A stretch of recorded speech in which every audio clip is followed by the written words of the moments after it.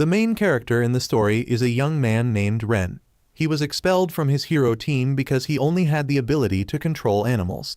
Beast tamers form contracts through the hearts of diverse animal species to command their powers. Beast tamers aren't well suited for combat, but as a member of a hero team, Ren always tried his best in his supporting role and wanted to build trust with his teammates. But unexpectedly, he was kicked out of the team because they felt he was useless. He thought they were just playing a prank, but the contemptuous looks from Arios, Agus, Lin, and Mina proved otherwise.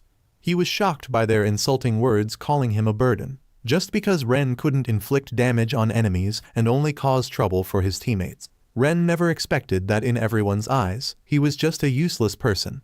His hands trembled, his face darkened, and he began to remove his cloak before leaving amid his teammates' scornful laughter. Ren sat dejectedly in one place, thinking about everything he had been through. He was always judged by others during missions because he was just a beast tamer who couldn't do anything else. While Ren didn't know what to do next, suddenly a group of children surrounded him, asking about his work as a hero. Ren stuttered, not knowing how to answer, but they were so excited to see him perform that he stood up and formed a contract with an eagle to show them. Afterward, Ren heard about the poor reputation of the hero group compared to ordinary people here. But the children liked Ren more because he always played with them, and they really wanted to become adventurers someday and earn a lot of money. Upon hearing about adventurers, a thought flashed in Ren's mind. Adventurers are people who accept commissions for payment. Immediately, Ren rushed to the Adventurers Guild. There, he met a receptionist named Natalie. She was about to explain the adventurers test when Ren asked if she could explain in detail about adventurers. Because Ario's group had always looked down on adventurers, they never interacted with them much. Seeing Ren's seriousness, Natalie was quite surprised and explained that there were many candidates taking this basic test. Then Natalie began to explain everything in detail to Ren. Seeing that he was ready, she discussed the adventurer's test, but upon hearing that he was a beast tamer, Natalie became quite concerned, fearing he couldn't go alone. Her words once again pierced his heart like his teammates had done before. But Ren still managed to lift his spirits and tried his hand at the first test, which was to defeat 10 goblins and collect 20 bundles of herbs. Thanks to his beast tamer skills, he quickly found all 10 goblins and completed the F-rank mission. Suddenly, he heard a scream from afar. Ren ran over and saw a girl being surrounded by an assassin tiger. But his small blade was merely like scratching the tiger. While it was focused on him, Ren told the girl to run quickly. At this moment, there were no animals for him to tame and no weapons around. As he was thinking, suddenly a girl appeared behind the tiger. She jumped up dozens of meters high and delivered a blow to the assassin tiger's back, severely injuring it. After defeating the enemy with one strike, she turned back shyly and sat on the tiger's back. This pink-haired girl with a noble aura was named Canet. Looking her over, Ren realized she was from the Spirit Cat clan. It was one of the most powerful clans, and the Spirit Cat clan was the rarest. Suddenly, the girl showed signs of exhaustion and fell to the ground. Ren quickly ran to catch her and worried she was injured.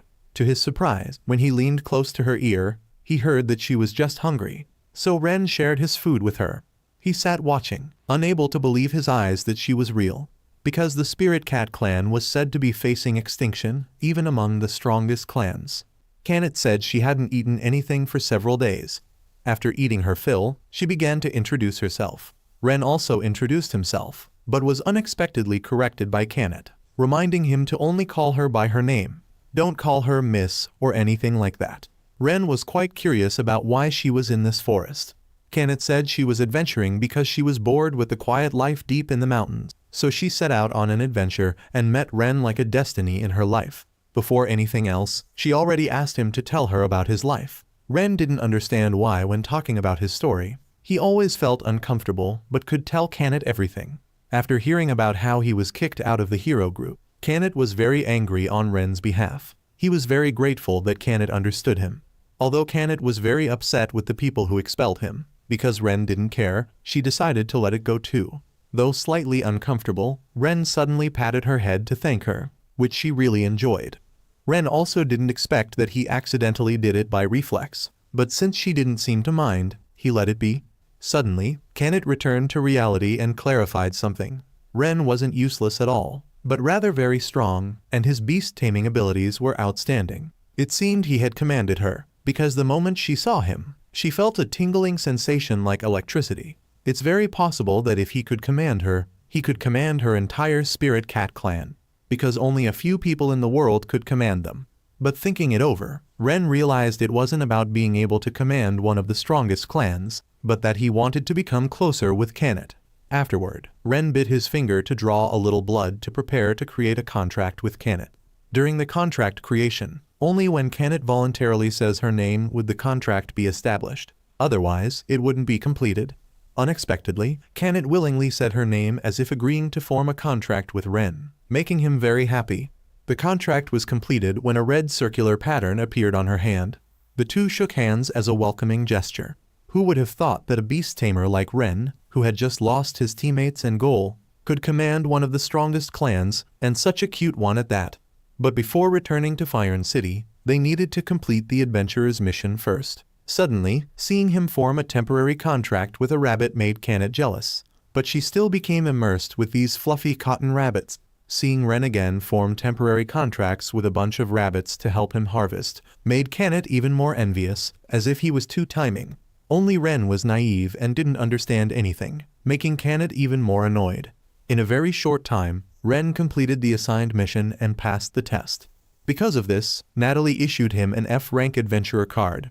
At the same time, she gave him the reward for this time, 50 copper coins. She advised him that if he got promoted, there would be more. And since Ren completed the test in such a short time, she was certain he would be promoted soon. After receiving the money, Ren went to Tamed and announced that he would start accepting commissions from now on. She happily accepted and supported him wholeheartedly. Suddenly, an impudent person came up to them. He saw that Tamed was from the rare Spirit Cat clan and was very interested. She responded to him with a cold tone, which unexpectedly made him more excited about her and wanted to invite her for a drink. Then he even belittled Ren in front of Tamed, causing her eyebrows to furrow when he dared to mention the handsome guy she had just met. She didn't hesitate to fluff up her cat fur, scolding him, and declaring to everyone there that Ren was the master commanding her. He seemed surprised and burst into laughter. Because a strongest clan like the Spirit Cat, how could anyone be able to command them? Seeing the girl exaggerate, calling Ren an amazing beast tamer, he became resentful and wanted to challenge Ren, using Tamed as a bet. Although Ren had many rumors about him, and if he wanted to avoid this battle, this thug would likely cause trouble with Tamed anyway. So Ren took a risk, all or nothing. Unexpectedly, just a few seconds into the fight, he easily defeated the thug and won before even understanding what happened. Meanwhile, the other guy was holding his arm in pain, screaming loudly. Natalie heard the commotion and quickly ran out to see, finding that it was the same troublemaker who had been harassing the guild recently. She apologized to Ren for this person's behavior and mentioned that the guild was considering revoking his adventurer status. Before she could finish, he grabbed her skirt, so Natalie taught him a valuable lesson. After dealing with him, Natalie did a 180-degree change in attitude and asked Ren why. While taking the adventurer's test, he went and formed a contract with one of the strongest clans. Natalie's interrogation scared them both, making them immediately apologize to her. Seeing that she had gone too far, Natalie apologized for joking too much and then said goodbye to both of them while she went to handle the rest. Thinking it over, Ren couldn't understand why he had the strength to defeat that guy, so Tamed explained it to him. Because he had formed a contract with one of the strongest clans like her. He also received a power upgrade equal to the Spirit Cat clan. This surprised Ren quite a bit because it seemed that in his hometown, no one had ever formed a contract with one of the strongest clans. Moreover, Tamed was very happy that he had stood up to protect her earlier, making the young man blush speechless. Afterward, they set out to do the assigned mission. Tamed thought adventurers would have to wield big swords or rescue captured princesses, but it was just harvesting herbs. Ren explained that because he was only an F-rank adventurer, the lowest level, he could only receive simple commissions. Hearing this, Tamed also lifted her spirits and tried to help him harvest.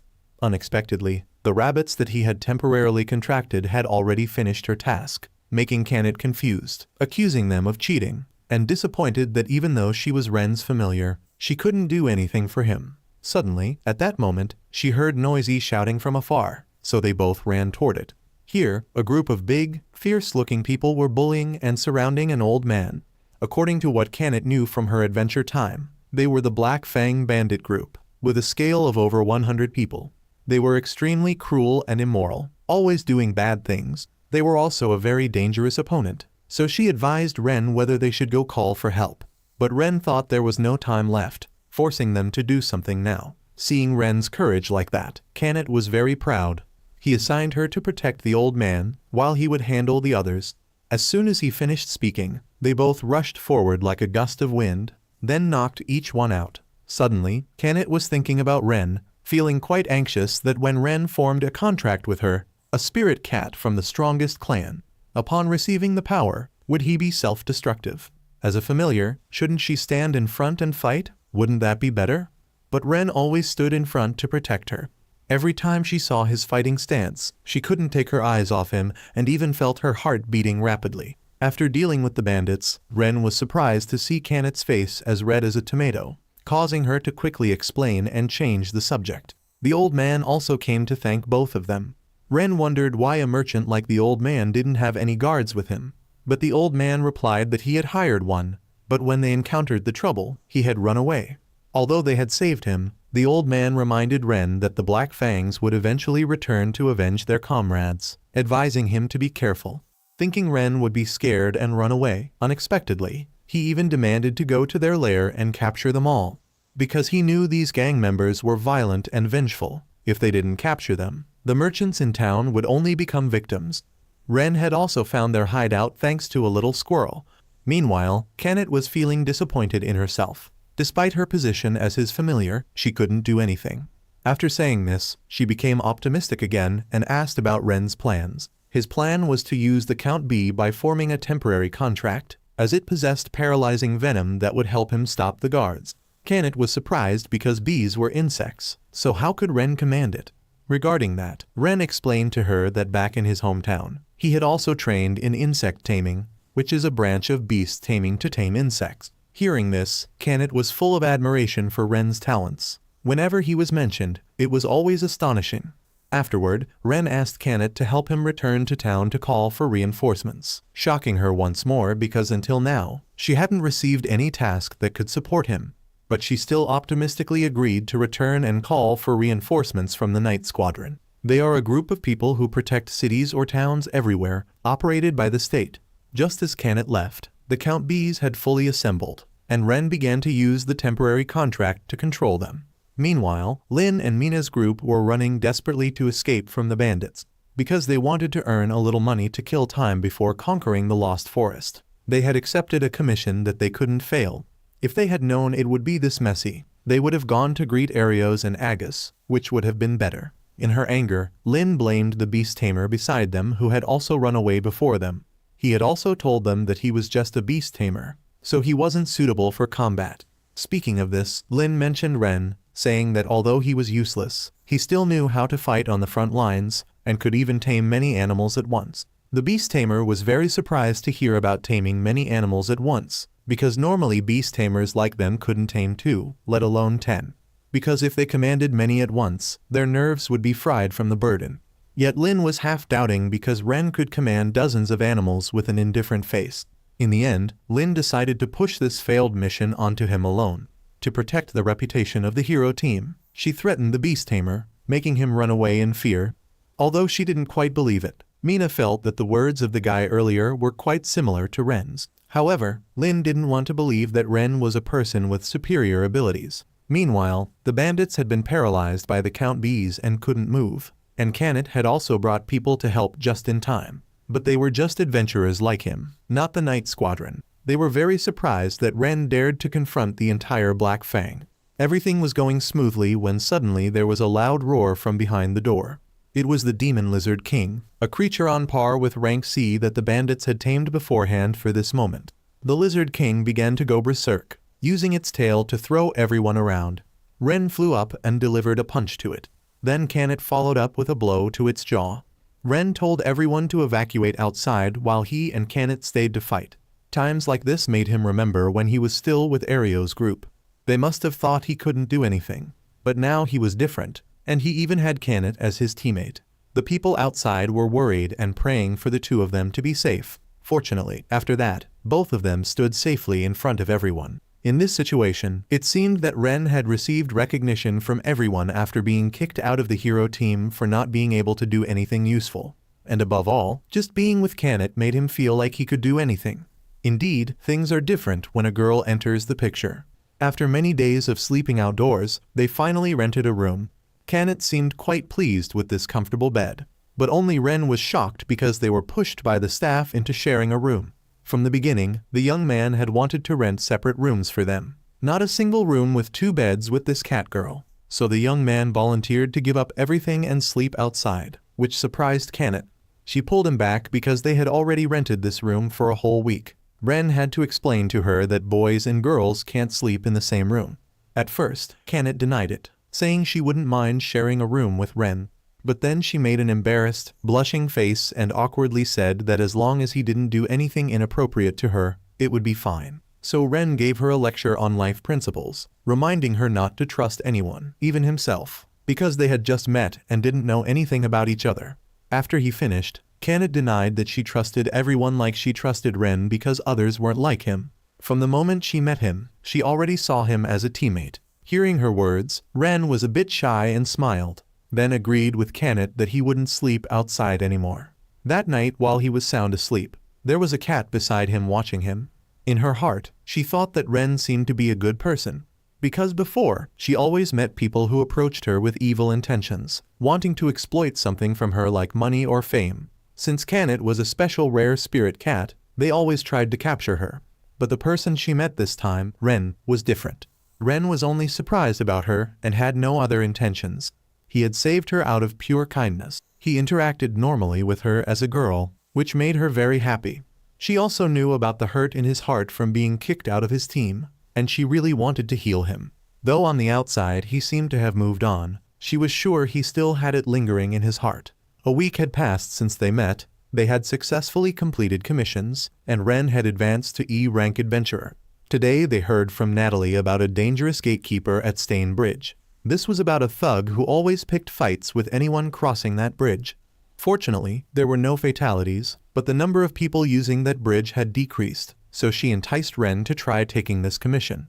Since this commission had no rank limit, and moreover, the reward was 5 gold coins. Ren, hearing this shocking salary, accepted without hesitation.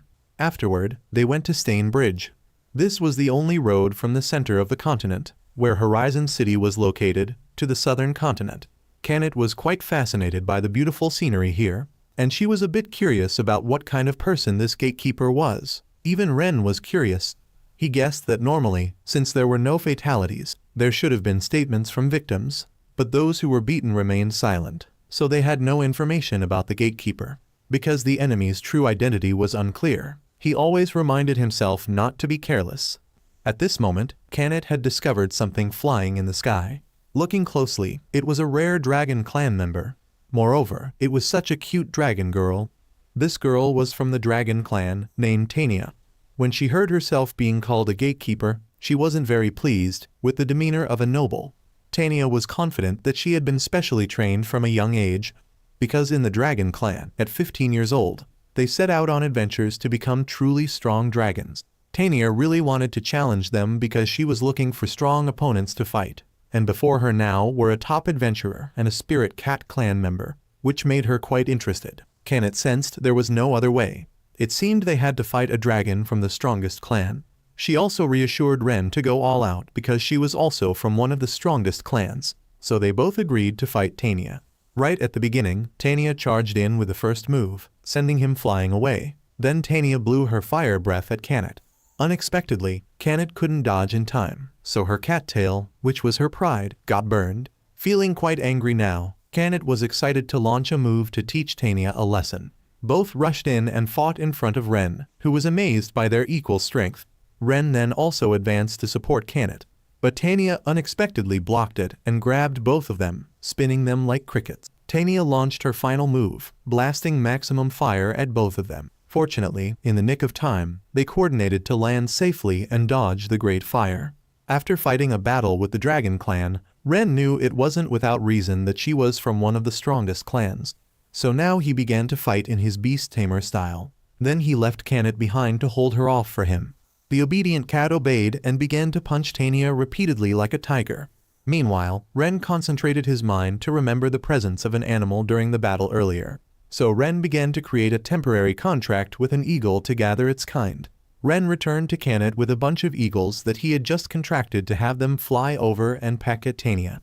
Although their pecking power didn't cause major damage, it suddenly made Tanya unable to move. Because this was the Peter bird species, with a bright appearance indicating it was poisonous. If receiving that amount of poison, even a dragon clan member would be paralyzed and unable to move for a while.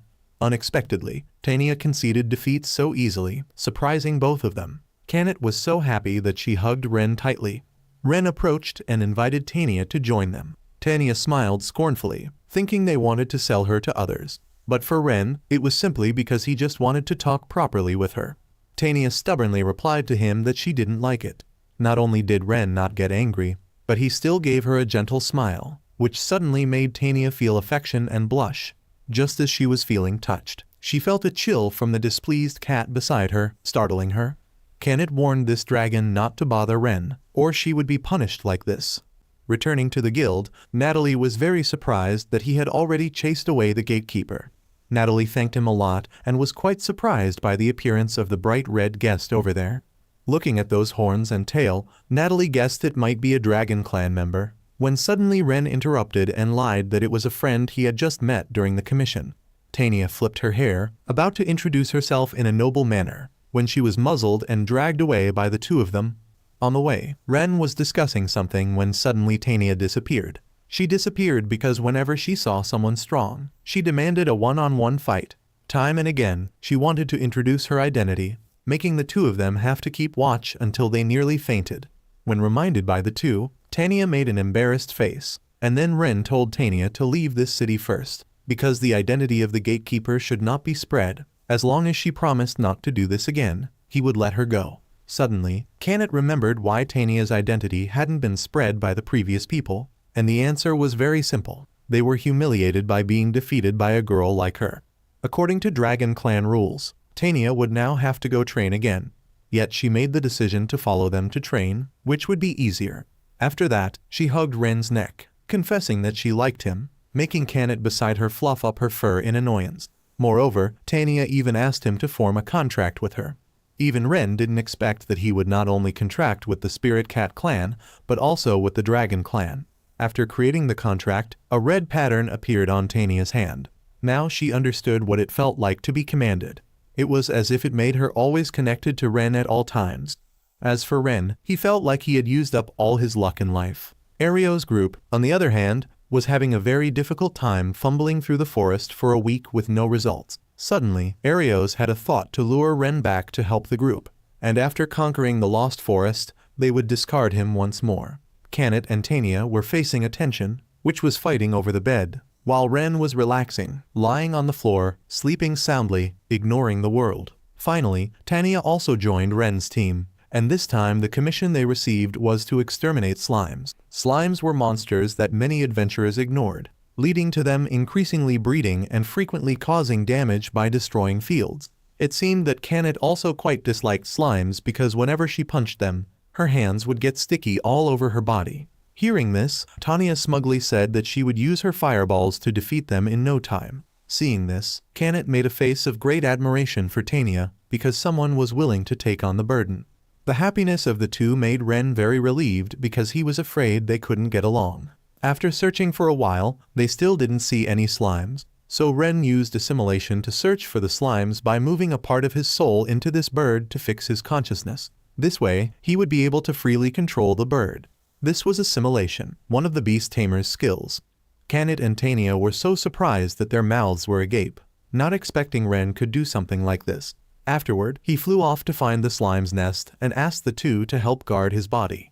A while later, he had led them to the breeding place of the slimes. Tamed was planning to handle it quickly and efficiently, but Tanya was thinking of letting Ren practice magic. When asked, he replied that he had practiced fireballs with primary healing. Hearing this, Tanya urged him to try the fireball magic to deal with them. But Ren said his power wasn't strong enough to handle all those green things, but he still decided to try to concentrate once and release a fireball. Unexpectedly, his power was abnormally strong, causing all the slimes to be completely destroyed. Tanya explained that it was because he had formed a contract with the Dragon Clan, which was her. The magic power of the Dragon Clan was said to be the second highest among the strongest clans, so now inside him, he had the power of a Dragon Clan member. Hearing this, Ren wanted to faint because now inside him, there were two powers from two of the strongest clans, to the extent that he couldn't keep up. After that, Tanya and Kenneth together trained Ren's magic power. But who knew that this dragon teacher was so fierce, making Ren exhausted to the point of gasping. But thanks to that, he had learned most of how to control magic power. After receiving payment from the guild and walking out, Ren had taken the two beauties out to eat their fill. But the one who had to gape now was Ren, because the eating capacity of these two was so enormous that even a tycoon couldn't afford to feed them. After eating, Tanya had a question for Ren about where he learned to tame. Ren thought this wasn't a very interesting story, but he still told them about his beast tamer power, which he learned in his hometown. It was a village gathering beast tamers. Both his parents were also beast tamers. That's why when he was born, Ren naturally learned taming. And even the insect taming power he showed Kenneth was taught by people in the village. Although it was a small, nameless village, it was once a good place because his hometown no longer existed. Hearing this, both Tanya felt a bit guilty for mentioning Ren's painful past, but they really wanted to hear him tell all about it so they could understand him better. At first, Ren was a bit hesitant, but he thought that anyway, they were his teammates, so he agreed to tell about his past. It was when Ren was 12 years old. That day was when both his father and mother were busy and couldn't watch him practice taming. So he practiced alone at the training ground on the edge of the village. Ren practiced until sunset. When it started to get dark, he realized that although it was dark, the sky was still bright red, feeling something strange, so he ran with all his might back to the village. By the time he arrived, it was too late. The village had been engulfed in flames due to a monster attack, and the only survivor in the village was Ren. Afterward, adventurers realized the disaster and came to rescue him. Since then, Ren lived and worked at an inn owned by an acquaintance of the adventurer who saved him, just living but having to try his best. Life continued like that. Until one day, half a year ago, Ren met Ario's group. By chance, Ario's group was looking for teammates, so they invited him. Ren agreed immediately, thinking that if he joined the hero group, maybe he could do something, and also thought he could prevent the tragedy that happened in his hometown. But no, because reality had slapped Ren in the face. Ario's group only saw him as a convenient pawn for themselves. This story once again made Ren fall into a painful black hole. But suddenly Kenneth took his hand and comforted him. She felt that he was a brave hero, always rushing into danger himself and trying very hard. They understood him and knew Ren wanted to become someone's strength, because he didn't want anyone to suffer similarly to himself, so they reassured him that he wasn't pathetic at all. Even Tanya was quite upset with his foolish actions, but on the contrary, both girls felt proud to have a master like him. The next day, they accepted another new commission. This commission was to subjugate orcs, and it was E rank, not much different from goblins, except that orcs were smarter because they knew how to wield weapons to fight. Although Ren always reminded the two not to underestimate these orcs, for a noble like Tanya, she was confident that there was no way she would lose to these orcs. Unexpectedly, just as she said that, during the battle, Tanya was startled because this orc had almost caught her twice. Fortunately, Ren and Kenneth appeared in time to rescue her, causing Ren to be slightly injured. Fortunately, he knew healing, so he was fine. Tanya, on the other hand, had a face full of guilt and worry for him, blaming herself. Afterward, they harvested the items and returned to the guild. When they finished, and Ren walked out, he only saw Kenneth looking dejected. When he asked, she replied that Tanya didn't seem well and had gone off alone. Tanya was sad on the bridge when she met a child who came to ask what she had exterminated today. The little girl worriedly asked if Tanya was hurt anywhere, and advised her that if she was injured, she should speak up. Tanya, receiving the little girl's consolation, felt a bit more optimistic and thought again that Ren had also been concerned for her. Yet she had ignored it, arrogant that she was from the strongest clan. This made her not know how to face him. Suddenly, Ren appeared before her, making her flustered, and then she bowed her head to apologize to him for what happened earlier. Her tears were about to well up when Ren patted her head and smiled. He comforted her and said that Kenneth was also very worried about her. Returning to the inn, Tanya realized that not only was he not angry, but he was afraid something would happen to her. Moreover, he even gave up his bed for her.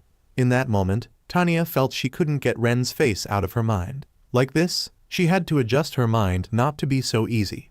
The next day, they set out on a mission again. Tanya felt it was time they adjusted their equipment. Because they were from the strongest clans, it wasn't a problem. But on the contrary, Ren was a mere mortal, so it was different.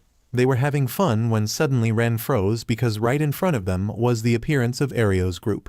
They were walking leisurely when they encountered Ario's group coming to greet them. Just seeing the faces of this group made Ren dislike them, so he led Canet and Tanya in another direction. Yet Arios was still thick-skinned enough to call him back and ask why he was as cold as a gecko. Moreover, he put on a fake friendly tone, mentioning their past as teammates, saying they had regretted a lot. Seeing their master being bullied, Canet and Tanya stepped forward, looking cool to protect him. The group was shocked when they saw that beside Ren were two members of the strongest clans. They couldn't believe even more that Ren could command the strongest clans. After that, they invited him again to help them conquer the Lost Forest. Since Ren could control all animals, exploring the forest or transporting luggage would be as easy as turning a hand. His indifferent words made Ren extremely angry. They had kicked him out of the team before, and now they dared to make him carry the burden for them. Moreover, the fluctuating attitudes of each of them made him want to punch them a few times, so he didn't hesitate to refuse immediately. After that, he took the two girls away, but suddenly Mina called him back. She used a nice story about saving the world in front of Ren to soften his heart, because deep in the forest, there was a necessary shield to defeat the Demon Lord. If they couldn't get the shield, they wouldn't be able to defeat the Demon Lord, and monsters would spread all over the world.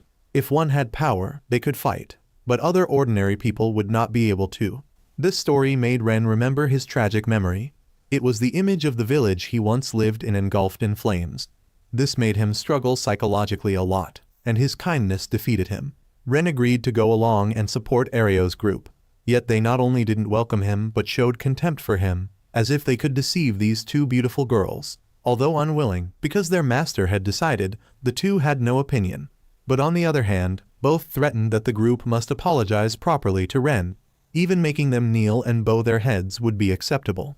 Arios, being forced to kneel and bow his head, was extremely resentful and shouted loudly.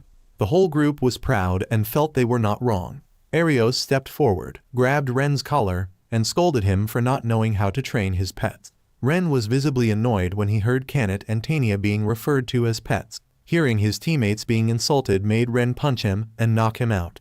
Ren's eyes gradually became scary, threatening them not to touch his teammates. So Arios stood up and provoked Ren to challenge him once. Canet and Tanya would be responsible for the other members, while Arios and Ren would fight each other. The first match would be August fighting with the cat.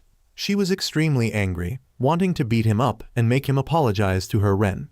Canet began to charge like a storm, making him almost unable to block. August began to launch his fire blade technique, which seemed to be too much for Canet, but unexpectedly she kicked him once, making him freeze in place. Seeing that he had already used all his strength, she also decided to use about half of her power to continue fighting. He was dumbfounded by Canet's adorable yet frightening demeanor. His hands and feet were trembling when he heard her say she was only using half of her strength to fight him. Without saying much, Canet took momentum and flew towards him, giving him a kick that made him bleed and fly straight into a tree. On this side, Tanya would be responsible for fighting these two weaklings. Just a snap of her fingers had neutralized their magic. Seeing their dumbfounded faces made Tanya laugh like it was harvest season. The two stubbornly combined magic again with her, but were still made to disappear by Tanya's finger snap, simply because their magic had no effect on her at all. Unable to fight, they began to criticize Tanya's body as a lizard and launched a series of attacks on her. But every time, Tanya snapped away all their magic. Doing this repeatedly made the two lose their fighting spirit and collapse before Tanya. Although she didn't enjoy bullying the weak because they had touched her master, she would teach them a lesson about real magic. The sky gradually became surrounded by dark clouds, making the two weaklings extremely frightened. They thought they would be dealt with by Tanya. Unexpectedly, she was just scaring the two, making them both so scared they nearly fainted. Tanya didn't actually do it because she was afraid Ren would scold her, so she let the two go. At the beginning of the battle, Arios had insulted Ren, but he wasn't angry and struck directly, and so the battle began. Ren felt that indeed, he was fighting a hero and very much acknowledged his swordsmanship. But very quickly, Ren regained the form of a beast tamer. and the power of this attack that he had was due to his contract with Kanet and his training to see through his opponent. Since then, Ren had observed Ario's fights, including the number of steps when swinging his sword, his movements when feinting. Ren had grasped Ario's movements to a certain extent, and in each of Ren's attacks was the concentrated power of the two strongest clans. If Ren fought seriously, then he would be the loser, so he advised him to surrender instead. Arios didn't surrender but remained stubborn, so Ren had to use the method from the Count B to paralyze Arios, making him have to accept his defeat. And Ren still held a grudge for him insulting his teammates. Arios had lost, so he resorted to cowardice, trying to rekindle old relationships. But Ren was no longer foolish enough to be led by them anymore. Ren raised his fist and gave Arios a punch. But fortunately for him, he only reduced the power. If he had concentrated on that punch, he would have surely died. At this time, Kanet and Tania had also just arrived and rushed straight into Ren's arms. The three of them then went together into the Lost Forest to explore. But this place was indeed very damp and gloomy. Tania even thought about burning this entire forest once, and for all but was stopped by Ren because there were many animals living here. Ren thought about it again and again. If there was a real shield here, only heroes could use it. Ren looked at the map that Ario's group had drawn and felt it was no longer useful because this place had grown and developed at a dizzying speed. Remembering how Tania had scared Ario's group earlier, Ren also felt more relaxed. Arios began to provide information for them to know that apparently the monster in the deepest part of the Lost Forest had a shield of truth. That was the indispensable weapon to defeat the Demon Lord. Although he was providing information, this thick-faced guy still seemed to be putting on airs and hadn't repented, so he was scolded by Kanet, and just a pat on the head from Ren made both of them lose all their energy. Both Kanet and Tania felt they didn't deserve Ren's help. Tania even thought about defeating the Demon Lord herself if needed. Feeling that the two were worried about him, Ren patted their heads to reassure them. They said everything would be fine. Next, Ren called a bird and planned to assimilate it like before to explore this forest. Kanet and Tania would stay behind to be vigilant and guard his body. Flying in the sky, Ren discovered a hidden path. Although narrow, it seemed to lead to the deepest part of the forest. And then Ren returned to guide the two of them. But no matter how far they went, they kept stopping at the place where they had placed a marker for the way back earlier, making all three fall into disappointment. Kanet thought they were just on the wrong path. But according to Ren, he had flown following that flock of birds. If it were just him, getting lost would be normal, but there was no way all of them would get lost like this. Even Tania thought like Ren and thought there was some trick being played on this forest. Next, Tania created a magic circle and took them to where they needed to go. Tania had correctly guessed that there was an illusion magic being cast on the center of this tree. That's why they were getting lost.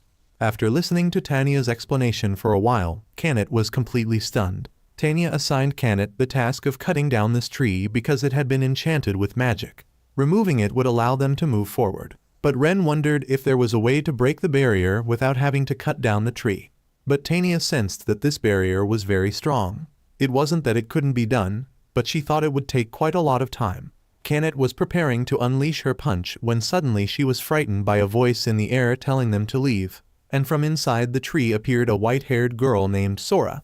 Ren quickly recognized that she was from the Spirit Clan. Similar to Kanet and Tania, she was also from one of the strongest clans, a magic expert with higher magic power than the Dragon Clan. But more than 200 years ago, the Spirit Clan had hidden themselves from humans. From the beginning, for the Spirit Clan, humans cutting down forests were exactly like their natural enemies. Eventually, conflicts arose between the two sides, and the Spirit Clan hid in remote areas. Since then, the Spirit Clan has hated humans very much. Ren was about to open his mouth to greet her, but was straightforwardly chased away by her. She even planned to eliminate them with her power, making all of them scared and run away with their tails between their legs. They felt strange because why did she attack them? Normally, the Spirit Clan was a peaceful clan. Ren also felt that her appearance from the beginning was already strange. He thought it was because they were approaching that barrier. Ren felt very strange because even if they really hated humans, would there be cooperation with monsters? Before Ren could finish thinking, Tania decided to still move forward. She would be responsible for suppressing the magic of that little girl. During that time, Kanet would cut down the tree. As long as Tania didn't defeat that little girl, it would be according to Ren's wish. But unexpectedly, The young man still had the mindset of wanting to negotiate with that little girl again, making both of them shocked beyond words at his naivety.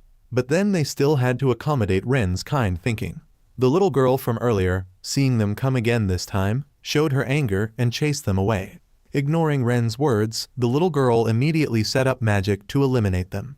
Tamed and Tanya sensed danger, and were about to charge forward but were stopped by him.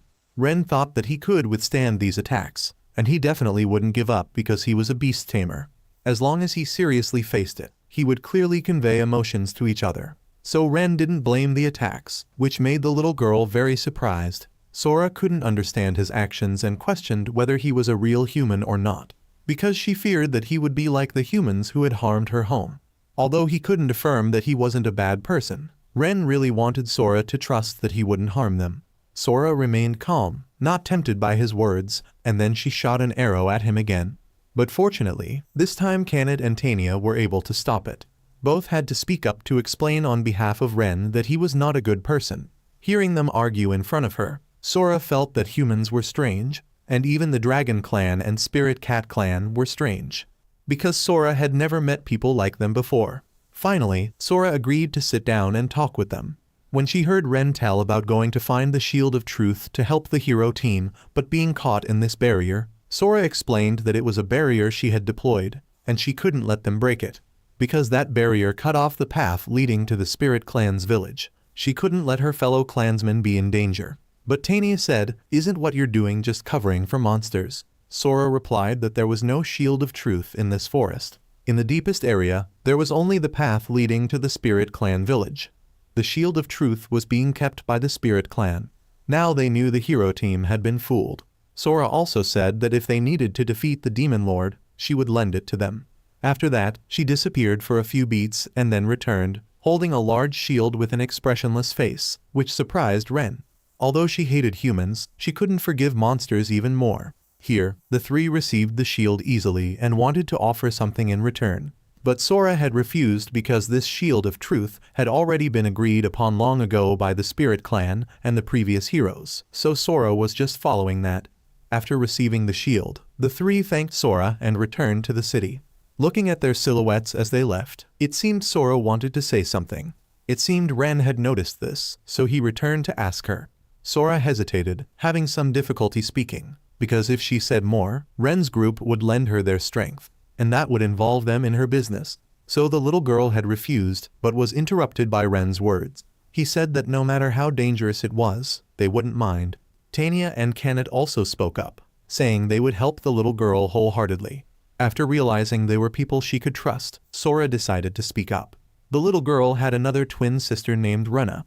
That little girl had a very different personality, but was very harmonious. The two sisters were the managers of the barrier leading to the hiding place of the Spirit Clan. Although the job was a bit boring, whenever the sisters were together, Sora was very happy. But one day, because Sora's group had business, they went outside the barrier a bit. There, Sora's group encountered a monster calling itself the Demon Lord. Although they tried to run away, they were still caught up by him, and they had to fight him. But not only could they not defeat him, but Rena was also captured by him. The name of that monster was the Dark Knight. The Dark Knight was a C-rank monster. Normally, it wouldn't be an opponent that the strongest clan would lose to. But this guy's characteristics were quite annoying. He could nullify magic attacks, so only physical attacks would be effective against the Dark Knight. And the Spirit Clan was a species specializing in magic, so there was a terribly incompatible relationship. According to Sora, the goal of the Dark Knight was to eradicate his enemies, which were the strongest clans. He had ordered Sora to remove the barrier if she wanted to save Rena. But she couldn't agree to this request because it involved the danger of her entire clan. She alone couldn't do anything, so she had sought help from the village chief. But he told her to give up on Rena because it was the carelessness of both of them when they left the safe barrier. Even Tanya thought the village chief was too much. Now Sora didn't know whether she should choose her sister's life or the entire village. This made her very frustrated and heartbroken. Seeing the little girl so sad, Ren offered to help her rescue her sister, making the little girl grateful as she leaned into his chest and cried loudly. The Dark Knight had ordered Sora to remove the forest barrier before sunset today. If not, her sister wouldn't be safe, so Ren's group quickly hurried to find him. Sora expressed that she really wanted to go along, But Ren reassured her to stay behind because if she went along, he would think she was betraying him and might harm Rana. That night, they saw with their own eyes the Dark Knight and, along with him, Rana being tied up high above. The three of them seized the opportunity and began to charge forward to gang up on the Dark Knight. They used magic to attract his attention, and then Kanat rushed forward to deliver a physical blow to his head. Then Ren punched him straight in the stomach. But with such attacks, that guy still wasn't defeated. The Dark Knight mistook Ren for a hero and also knew that Sora had asked them for help, which made him angry because he felt betrayed. The Dark Knight immediately tried to eliminate Rana, but fortunately, Tanya's dragon wings blocked it. Tanya untied and rescued the little girl and left the rest to the two of them. The angry knight began to unleash his moves. In an instant, Ren guessed that the reason he could infiltrate the Spirit Clan village alone was thanks to the monster power from the Demon Lord. Ren felt it wasn't good. If he kept doing this, this forest would be completely destroyed. So he assigned Kanat to stop his movement and put all his strength into punching him. But Kanat feared that with his bull-like strength, her punch might not be enough, but she still obeyed Ren's order. Meanwhile, Ren on this side would focus on forming a temporary contract to call the Count Bees once more. Although he knew these Count Bees couldn't paralyze him, they could distract him a bit and make it convenient for Kanat to deal with him with a punch. Ren had created a strengthening magic on Kanat, making her power flow even stronger. As Ren predicted, that punch caused the Dark Knight to vanish in a beat. Kanat was quite pleased with the power Ren had given her. He explained that it was the unique magic skill of beast tamers, a magic that amplifies her inherent strength for a short time. Because previously he lacked magic power, he couldn't do it. But now that he had additional magic power from Tanya, he had successfully done it. At this time, Tanya also appeared with Rana safely in her arms. Tanya was even surprised because the strengthening skill was a lost technique. Yet Ren could learn it too. Ren could only scratch his head and say every time that it just came naturally. Everyone was very happy with their success. The noise had awakened little Rana. They had reunited the two sisters, Sora and Rana. Sora was very grateful for that. If it weren't for Ren's group, Rana wouldn't know what other terrifying punishments she would have to endure. But these images were just Ren's imagination. So the two sisters returned to normal, like everyone else, disagreeing and arguing. Ren felt that although the sisters looked identical, their personalities were like heaven and earth. But it seemed the two sisters didn't want to stay here on guard anymore, because Sora didn't want to live with people who wanted to abandon her sister. They also wanted to see the outside world, not just stay cooped up in the forest. After hearing this, Kanat went over to invite them to join Ren's group for fun. Tanya didn't object to this idea. As for Ren, he was worried about the two sisters, fearing they might be uncomfortable when joining a human team. But Sora shyly said, "Didn't he say that humans also have good and bad people?" Although she didn't know what those other people were like, but for Ren, she also wanted to go on an adventure. Hearing the two sisters speak like that, Ren was also happy to welcome them. And then the sisters also demanded to form a contract like Kanat and Tanya. Speaking of commanding the Spirit Clan, Ren felt it was a bit difficult because each species has a different structure. He could use the basic taming method. But with the Spirit Clan, it was beyond his scope. He felt it was like a challenge for him. Ren began to perform the contract magic to be able to bind both Sora and Rana at once. Finally, creating a contract for the two sisters was also successful, but it seemed to consume too much energy for one of the strongest clans, making Ren a bit tired and falling down. Fortunately, the two sisters Sora caught him. Seeing this scene, the two sisters Kanat and Tanya were jealous. After completing the commission, Ren went to the hero group himself. He raised the Shield of Truth, which made everyone amazed. Arios was still resentful because he could conquer it in just 2 days, while they had to spend a whole week and still couldn't do it, and he even thought it was fake. Ren couldn't say anything, so he let them check it themselves to see clearly. Mina began conducting magic verification on the shield and had proven that it was 100% genuine, although Arios couldn't believe it, and then he inadvertently glanced over at 2 new faces and was curious. Ren stood in front of him and told him not to mind them. Fortunately, Ren had told the two to hide their wings, because if people knew the Spirit Clan had come down to the human village, there would likely be a big shock. Right after that, Ren demanded their payment. After confirming the completion of the commission, Ren vowed to himself that he would never get involved with this group again. Suddenly, August called Ren back and asked if he wanted to return to the team. This statement made Arios furious and scolded him. August wanted everyone to think together. Through recent events, surely everyone would understand that Ren's support was necessary. They thought for a while, and no one objected. And then August went to call Ren and agreed with him that he promised to improve the remuneration and treatment for him, and even welcome Ren as a teammate to adventure together. But this guy told Ren not to dwell on the past, which made him pause for a moment. He felt these guys hadn't changed at all compared to before. Ren felt he was really stupid. At this time, Kanet's group had stepped out and reassured Ren's spirit. She extended her hand, saying they were waiting for him.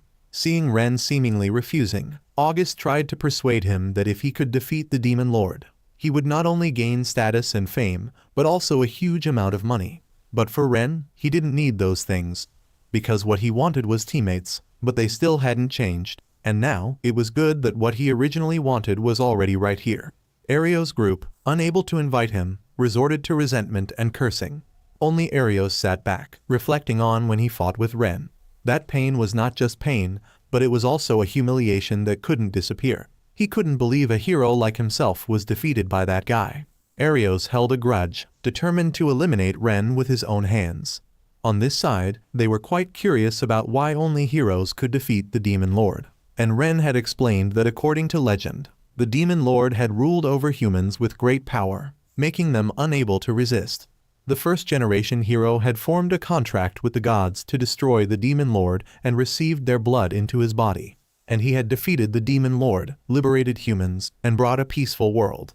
They felt that the first-generation hero was amazing compared to today's heroes, which were like heaven and earth. So that's why only heroes, those who carry the blood of the gods, can develop without limits and accumulate power, and then use that power to defeat the Demon Lord. But Kanet felt that a weakling like Arios didn't seem like it at all.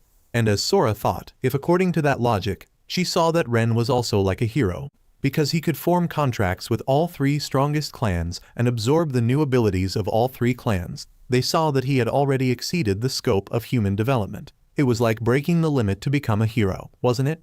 Kanet also felt that if Ren formed contracts with many of the strongest clans and increased his power rapidly, perhaps Ren would have enough power to destroy the Demon Lord. Hearing them elevate him like that made him quite confused.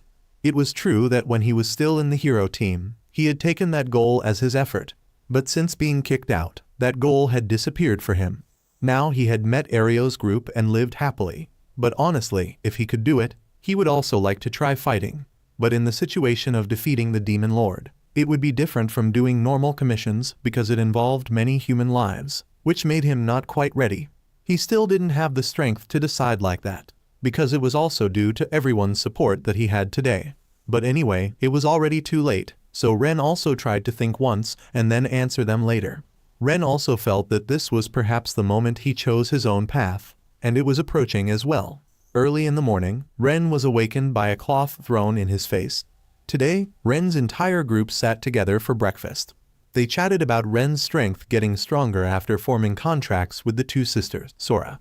Ren also gave them a good meal because of the payment from Ario's commission. Ren also decided to buy new equipment in town. On the way, the two sisters Sora held tightly onto Ren's arms because they were afraid their spirit clan identity would be discovered. While being vigilant and cautious, the little ones were frightened by Tania's underlings who came looking for her. They were the two guys whom Tania had beaten at Stain Bridge, breaking their noses. Hearing them flatter her made big sister Tania very proud. Meanwhile, Kanet was chatting with a fruit seller by the roadside and was given an apple because earlier, Kanet had helped her carry things. Seeing Kanet and Tania integrating with humans made the two sisters quite surprised. Suddenly, a group of human children appeared in front of them, startling them. A little kid teased Ren, saying, "Have you brought home more wives?" which made the two sisters shy. Being praised as cute by the children made Sora feel even more embarrassed. But on the contrary, Rana laughed loudly and even thought about threatening them a bit, almost revealing their identity. Fortunately, Ren and Sora stopped her in time. Sora had warned Rana that if she performed magic, the spirit clan wings would appear. If humans discovered it, it would be very troublesome. Finally, they arrived at the #1 weapon shop in town. The owner of this weapon shop was a grumpy dwarf. Kanet was quite scared of this strict owner. But on the contrary, Tania only felt that these dwarves were just weirdos. Hearing this, the owner gave her a side glance, which frightened Kanet. On this side, Rana found a whip weapon that made her curious. She thought that when mentioning beast tamers, they should use this item, right? Because using it to whip those who don't obey, what else? Indeed, Runna's dark mind made Sora scared stiff. As for Ren, he quickly chose a sharp knife that fit his hand. He had a strange feeling when holding it, although it didn't look bad at all. At this time, a tall, muscular guy walked in, threw a chunk of money at the shop owner, and wanted to order the most luxurious sword suitable for him. The owner quickly went to get the smallest long sword to sell to him. At this time, Ren went to ask the shop owner. He suspected that he was hiding something because looking at the outside of the sword, he didn't think they were the best swords. Suddenly, everyone fell into silence, and then the owner smiled and praised Ren for having a good eye. Similar to the earlier knife, all the ones here were things he crafted during his idle time. In other words, he was overcharging. Seeing this, the sisters Sora had to reevaluate the dwarf. The shop owner was quite annoyed with the words of these kids, so he showed off his passionate collection for them to see. Ren wondered that he could make such extraordinary things, yet he was playing tricks on customers like this. The shop owner just felt this was a small test for them, because recently, there were only customers who didn't think about their abilities and suitability but only knew to throw a pile of money and then request high-end weapons. The weapons that he wholeheartedly crafted were then thrown away after new models appeared. That scene made him extremely frustrated. For a blacksmith like him, products were like his children. Suddenly, after hearing this, Tanya appeared from somewhere, rushing towards the owner and expressing that she really understood him, which made the owner very happy. After talking for a while, the dwarf owner quite liked Ren, so he agreed to make a high-end weapon specifically for him. But there was a condition: he didn't have the materials. Just when they were excitedly listening to this, everyone froze. Afterward, Ren's group returned to the guild. Seeing everyone gathered in a lively crowd today, Kenneth ran to ask Sister Natalie and learned that Hero Arios was staying here to recruit supporting members to defeat the Demon Lord. Mentioning this, Ren's face became somber, but he didn't want Kenneth and Tanya to worry about him, so he patted their heads, saying he was fine. At this time, Natalie noticed the presence of the two Spirit Clan sisters and greeted them. Sora hid behind Ren and introduced herself shyly, but Runna confidently stood in front, clearly introducing her full name to her. When Natalie asked about their relationship, Runna gave a dark answer, making Natalie misunderstand that Ren dared to lay hands on little kids. This forced Ren to quickly explain to Natalie. After that, Ren handed in a commission request for Natalie to approve. In the request, they had asked to investigate the Midran mine from Mr. Gans, the weapon shop owner. According to what Tanya knew, any weapon made from Midran would be so wonderful that it could be used for a lifetime. Although it was quite rare, his ancestors had passed down the mine to him, which was why he wasn't short of materials. But recently, it seemed there was no sign of Midran ore anywhere. Ren didn't think it had been mined out because if the minerals were depleted, the output would certainly decrease gradually. But if it suddenly disappeared strangely, he thought perhaps the cause originated from the mine. Without him saying it, Kenneth and Tanya already knew what he wanted to do. So Ren had suggested to the owner to let them investigate the mine. Seeing Ren's eyes full of passion and trust, he agreed to their request. When Mr. Gans mentioned the payment to compensate them after helping him, Ren didn't need money. He just wanted to own the weapons he crafted. This surprised the owner, and he happily agreed. Afterward, the group set off. Today, the path to this mine was quite close, so they felt like they were on a picnic. On the contrary, behind the two sisters Sora, Runna was tired to the point of gasping, dizzy, and spinning, and then they couldn't stand it anymore and dissolved like ice. They rested for a while, feeling the weather was too hot. Fortunately, in front of them was a cool lake. Because it was so suitable for soaking, they begged Ren to let them go down for a bath. Before Ren could finish his instructions, Kenneth had already stripped off all her clothes. Fortunately, Tanya stopped her in time. To be sure, Ren had temporarily contracted with a squirrel so that if there was danger, it would immediately report to Kenneth's group. As for Ren, he would sink into a short sleep. On this side, the sisters were soaking in the water when suddenly the two little ones kept spreading their legs. Kenneth and Tanya asked and found out they wanted to know the secret of how to get big breasts like theirs. Kenneth and Tanya just comforted them, saying they would eventually grow as big. They were teasing and having fun when something in the water startled Kenneth, making her scream loudly. Ren, who was sleeping, also jumped up and ran towards her to see what was happening. But actually, it was just Runna dipping her hand into a fish to scare Kenneth. Ren's appearance made everyone startled, and he turned his face away in embarrassment. Right after that, the young man had to apologize before the sisters' court. Unexpectedly, Tamed and Tanya weren't angry, but were very happy that he heard their screams and had run to worry about them. Ren was forgiven by the sisters and became happy again. Finally, after the troubles, they reached the Midran mine. They hid in a place to observe. According to Ren's thoughts, this place had the phenomenon of illegal mining, and the movement of the bird in the sky was like signaling to its master. As predicted, the illegal miners had discovered someone, so they stepped out fiercely. Ren felt that in this situation, they also had to step out to confront them, so he told the sisters to go easy. But going easy made them all lose consciousness, resulting in Ren not being able to interrogate them for information. Suddenly, Sora suggested that she could view their memories with magic. The two sisters began to view their memories and found out that Ren had guessed correctly. The little girl saw images of these men illegally mining, and they were also adventurers. After helping Ren, the two sisters requested to be patted on the head like Tamed and Tanya whenever they were rewarded. Having no choice, Ren also indulged them by patting the two little ones' heads, making them very happy. This time, they would infiltrate the mine, and Ren warned them to prepare mentally when their identities were discovered because they were being observed by the enemy from the sky. He was sure that on the enemy's side, there was also a beast tamer. As soon as they entered the mine, they received a magic fireball hurtling toward them. Fortunately, the two sisters Sora and Rana were standing in front to block it. The two sisters wanted to quickly resolve the issue to get Ren to pat their heads again. Tanya and Tamed also quickly joined in to help them. The remaining person, Ren would handle.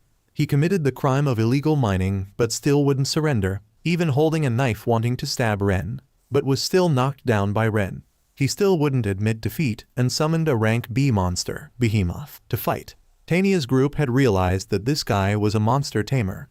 Logically speaking, taming monsters requires several times the normal technique and magic power. He had introduced that this was a monster he had encountered since it was newborn and raised it until now, so it wouldn't be hostile to him. The behemoth received the order and rushed toward Ren to attack. Its attack power was too great. They feared this mine would collapse. While fighting the monster, Ren had signaled to them to bring the remaining people outside to safety first. Outside would be looked after by Tanya, while Tamed would go in to help Ren. Ren instructed Tamed to neutralize that man for him, while he would be responsible for fighting the behemoth because it was acting on that man's orders. Instead, to stop it, they had to catch that man, which would be faster. Indeed, the behemoth hit very hard, but its attacks were too simple. Now he had clearly grasped its movement pattern, so there was no way it could land a hit. However, if not resolved soon, this mine wouldn't last long. On this side, Tamed had just managed to shut up that man. Ren at this time had thought of a method to defeat that monster, but he was afraid he couldn't do it. Fortunately, in Ren's memory at this moment, echoing words of encouragement from Tamed made him decide to believe in himself to not let everyone down. Ren had successfully tamed the behemoth and brought it under his control. He had overridden the man's dominion over the behemoth. Originally, stealing the dominion of a beast tamer was impossible, but he had thought if he had the strength as everyone said, then it might be possible. The man still couldn't accept the fact that he had lost his dominion over the behemoth, so he had tried to stuff his own command into it to stimulate its abilities. Unexpectedly, the man was attacked by it. In the dangerous moment, Ren timely stopped the behemoth with a fireball to knock it out.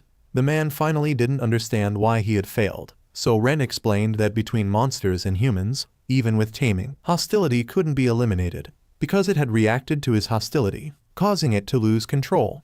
Therefore, Ren had to hold it back to control it. After hearing the story about the illegal mining group, he learned that they all had something in common. They had bought weapons from Mr. Gans. They had bought fake goods that he had made during his idle time. When they discovered it, they had thought about revenge by stealing Midran, so he couldn't forge weapons anymore. When Mr. Gans was informed, he was quite troubled. He also felt guilty for playing dishonest tricks with both customers and weapons as a test. Ren didn't argue and still agreed with the owner's disappointment, and he placed his hand on Mr. Gans's, advising him to just correct it. Because he knew everyone would make mistakes, and we just need to know and correct them. He advised him to put all his effort into crafting each weapon as before, and it would be fine. Mr. Gans, at his age, was being taught by a child, but he wasn't annoyed and would try to change in a more positive way. For a start, Mr. Gans would begin crafting a weapon for Ren. Hearing this, he whispered to the owner that he wanted it crafted according to his own idea. They were talking secretly, which made Kanet's group quite curious. Meanwhile, Ario's group was busy recruiting additional supporting members but couldn't find anyone satisfactory. Even though a beast tamer came to apply, because he could only command one animal and couldn't even fight, Arios rejected him outright. He was even very confused when Arios asked if he could command the strongest clan as well, because for a human beast tamer, commanding the strongest clan was impossible.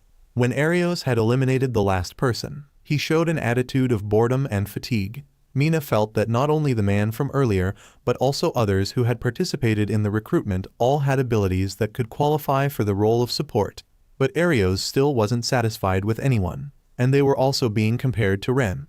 She felt that if this situation continued, they wouldn't be able to continue their journey, and the task of defeating the Demon Lord would remain distant. So she had gone to tell Arios that his selection criteria were a bit harsh on them, but was rebuffed by him. It was precisely because Ren was no longer there that this anger was automatically directed at her. Although dissatisfied, Mina still gritted her teeth and endured, only because this was the mission of a servant of the gods. After saying that, Arios had let Mina return to rest. Before leaving, she had advised him not to worry too much because his mission was to save this world. But for Arios, he didn't feel that way. Because before saving the world, his first priority was to eliminate Ren by all means. The next day, Ren came to the guild, asking about what happened to those who had illegally mined Mr. Gans's mine. Natalie had revealed that they had been stripped of their adventure status after that incident and had to become forced laborers. Because illegal mining and raising monsters were two very serious crimes, she thought that was an appropriate punishment. Ren walked out with a dejected face, informing the two sisters Sora and Runa about what had just happened. Ren then took the two sisters to tour the food market and bought them 2 delicious hot dogs. Because they were so good, they ate them in a few beats and then regretted it.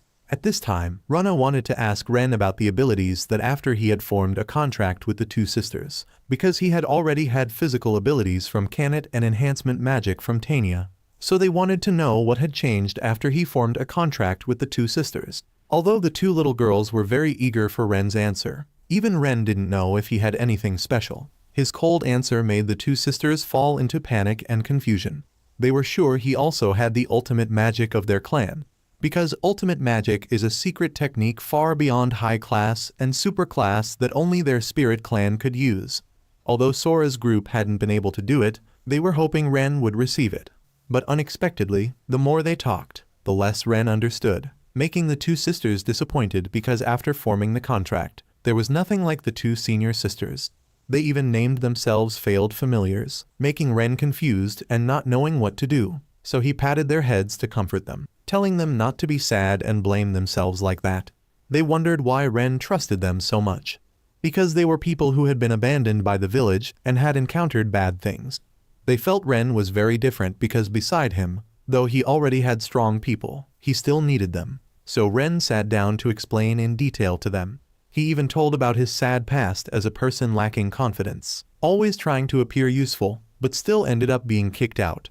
So he had learned from experience. He wanted to build trust with the teammates he wanted to accompany. And that included Sora and Runa as Ren's teammates, even without the contract ability. After hearing this story, the two little ones were also more spirited and optimistic, which made Ren very relieved. They were walking when they encountered a blonde troublemaker. His words frightened the sisters. They thought it was something serious, but it turned out to be just a playboy allowing the two of them to be his women. Hearing that, the two looked down on him with contempt. The blonde playboy had just gone out and spotted two beauties on the street. Sora's face turned pale green with fear as a man she had just met for the first time allowed her to be his woman. Meanwhile, Runa beside her was scolding him, calling him a fool. The more they spoke like that, the more interesting he found them. This man's name was Aga Frogware, the son of the lord who ruled this Horizon city. He kept inviting them, but the sisters Sora wouldn't agree, so he had to resort to strong measures. He thought having more underlings would win, but unexpectedly, all were beaten by Ren in a few beats. Yet Iga still wouldn't give up, wanting to have the two sisters at all costs. Therefore, he used the townspeople as punishment to force him to hand over the sisters. He considered the people just as his tools, so he didn't care. In Ren's subconscious, the positions of the opponents were scattered. If he saved someone, the others would be hurt, making him not know how to handle it. Although the two sisters wanted to help, he feared that if they used magic, people would discover they were from the spirit clan. After doing so, they might not be able to live freely in the city anymore. The two sisters had been so happy, and Ren couldn't bear to let them be like that. While finding a method, Ren had a flash of an idea. He had to take a risk. He had used continuous chanting for the fireball magic. That was still a special skill of the spirit clan, so Sora and Runa had immediately recognized it. Only this would make the opposing side afraid and retreat. Sora's group also came to thank Ren for protecting their group, and there were also people in the town who greatly admired a beast tamer like him. An old lady had suddenly advised them to quickly flee from here, which surprised them quite a bit. Somewhere, Ren didn't realize that Arios was standing on one side, observing him closely. Returning home, the two sisters were excitedly telling Kanat and Tania about Ren's new skill from their spirit clan. Ren also felt that way, because with this continuous chanting, both the power and accuracy, Ren had mastered it better than during his special training, thanks to forming a contract with them. Now the Runa sisters could also hold their heads a bit higher because they were also excellent familiars like Kanat's group. It was fortunate that they were safe, so Tania and Kanat were temporarily at ease. Ren heard people in the city tell stories, and he realized he was a more terrible person than they thought. He kidnapped and imprisoned females he liked in the mansion, and was said to abuse them too. The Lord also spoiled Aga too much because he was his only son, so all of Aga's wrongdoings were quickly destroyed without evidence.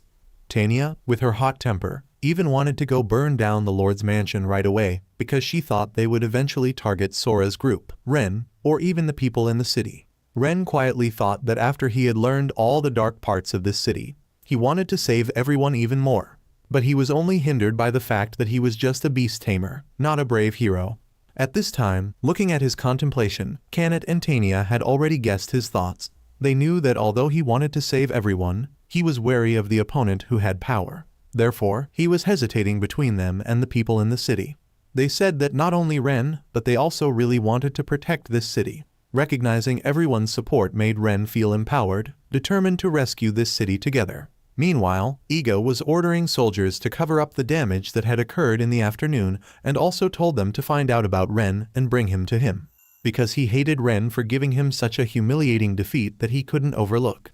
In his anger, he had called a little girl with a beast person appearance to torture continuously. On this side, Ren and Kanat together went to the Night Squadron to submit a damage report.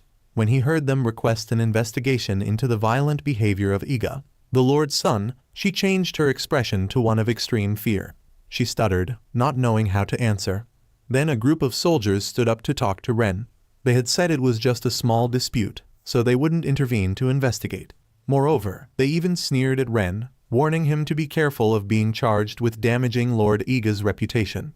Their attitude seemed unhelpful, so Ren returned, because he knew they were covering up Iga's case, so even if they investigated, they wouldn't find evidence. Suddenly, Kanat had sensed someone watching them. It was a female knight named Stella. She was misunderstood as following them, so she bowed her head in apology, which surprised Ren quite a bit because he didn't expect a knight with high self-esteem to bow to them. Stella was a female knight currently serving as the deputy of the Horizon Night Squadron branch. They were surprised because before talking, Stella thanked them. Previously, Stella had heard about an adventurer along with a young lady from the Spirit Cat clan who had destroyed the Black Fang criminal gang. And even she, as a knight, had never been able to do anything.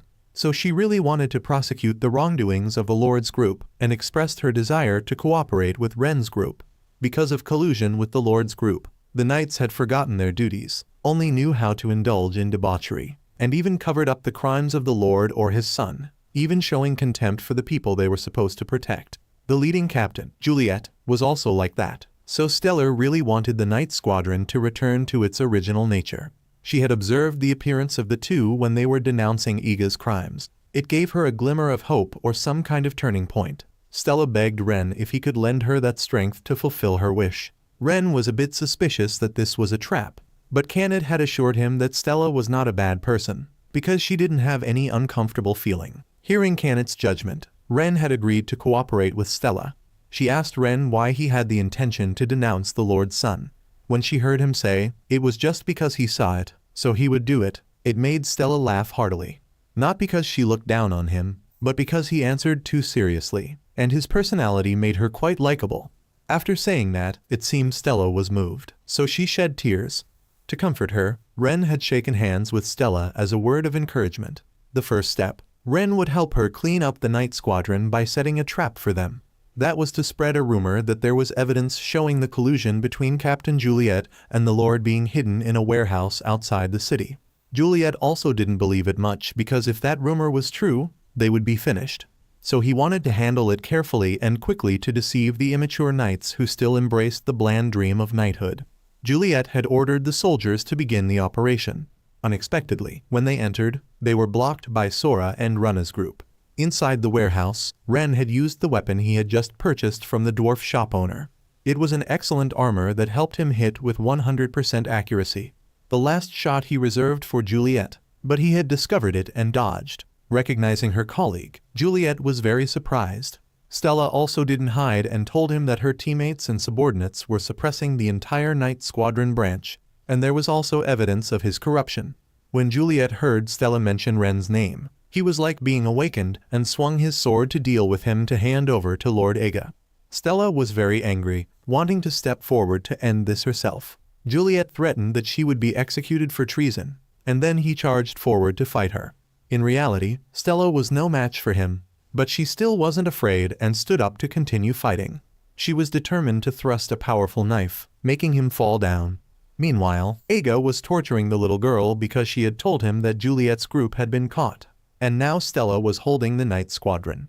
Although about to be cornered, he was still indifferently optimistic that he still had a number of troops at home, which was enough. Suddenly, there was a faint voice by the window.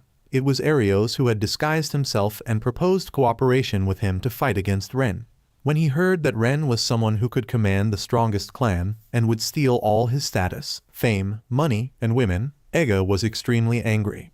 At this time, Arios had thrown him a ring full of magic power and told him to use it to finish off Ren. The negativity and hatred in Aga had clearly manifested outside, making Arios very satisfied because it would further increase the power of that ring. Stella, having been promoted to captain of the Night Squadron, began conducting an investigation. She led soldiers to the mansion, requesting an urgent investigation of the Lord. She also announced that Juliet, the former captain, had been arrested for bribery. Stella's request was denied, and they sent a group of soldiers to block her. If that was the case, Stella's group had to put on armor to prepare for an attack, and this time they had the support of two beautiful girls, Kanat and Tania. Inside the mansion, Iga observed them fighting outside and mocked them. He had also seen the two strongest clans that Ren was commanding entering inside. He would use this ring to dissolve their contracts, making them lose their reason to fight. Instead, he would become their new master.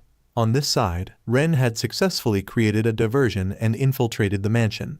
Their mission was to rescue the hostages. But Runna was too noisy, making Sora and Ren afraid that Iga would discover them and break their necks. After that, Runna and Sora performed a search magic. When they found people, they would evacuate them to a safe place using teleportation. This way, Kanat's group, which was creating a diversion, could unleash their power. And then they would capture the father and son lords, obtain evidence of corruption, and the victory would lean toward their side. At this time, Runna felt strange because if humans were captured, the large amount of magic power in the basement couldn't be mistaken. But Runna could sense a gigantic reaction that wasn't human, and this amount of magic power was on par with the sisters. Ren had suspected that it was also one of the strongest clans, but he didn't understand why there would be one of the strongest clans here. Ren left Sora and Runna to continue searching, while he would go to identify that magic power. Because in this situation, overlooking a character with unclear identity would be a bad move. Sora and Runna were quite worried about Ren going alone because that magic power was on par with them. But they still drooped because Ren had patted their heads to reassure them that he would be fine. Ren also felt guilty because to save everyone, the identities of the two were exposed. Runna stood up and suggested to him that if he didn't return safely, she would punish him by making him pat them 100 times. Ren began to investigate. He inadvertently suspected this room, so he entered. It was quite surprising because this room had a sturdy steel cage, and the person imprisoned inside looked like a fox with 3 tails. He couldn't be mistaken because it was one of the strongest clans, the God clan. He immediately destroyed the lock and rushed in to treat the little girl, which frightened her greatly.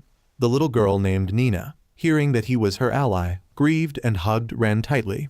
Nina belonged to the God clan, one of the strongest clans. The little girl had lived very happily in a village. Day by day, she immersed herself in good sleep, or met kind villagers who cherished her. Until one day, the appearance of Iga changed Nina's life. He forced her to become his prisoner, or the kind villagers here would be punished. Nina was shy and only obeyed his orders and put on a slave collar that was enchanted with magic. After that, he tortured and abused the little girl for the satisfaction of his sick desires. The little girl had to endure the painful injuries alone, which made Nina very scared. Ren wanted to save Nina, but she said that this collar was enchanted with very strong magic power. Ren assured her that she could trust him, so the little girl obediently sat waiting for him to save her.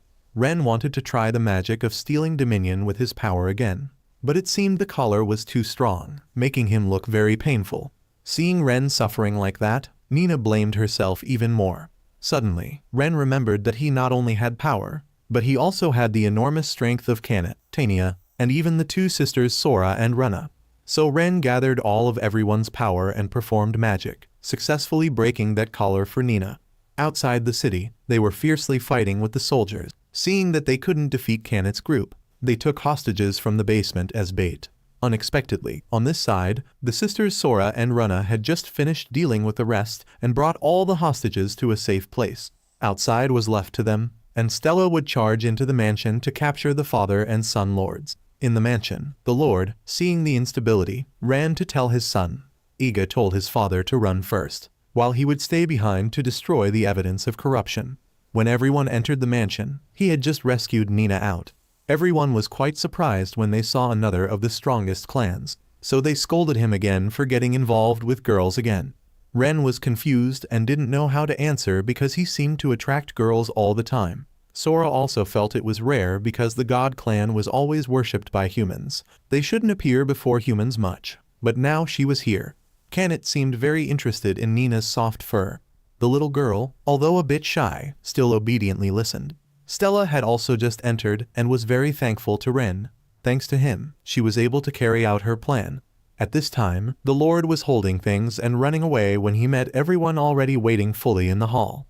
Ren had used his weapon to shoot a rope to tie up the Lord. Suddenly, Iga unexpectedly ran out and released the death magic from the ring, causing Ren, who wasn't cautious, to be stabbed with a fatal blow.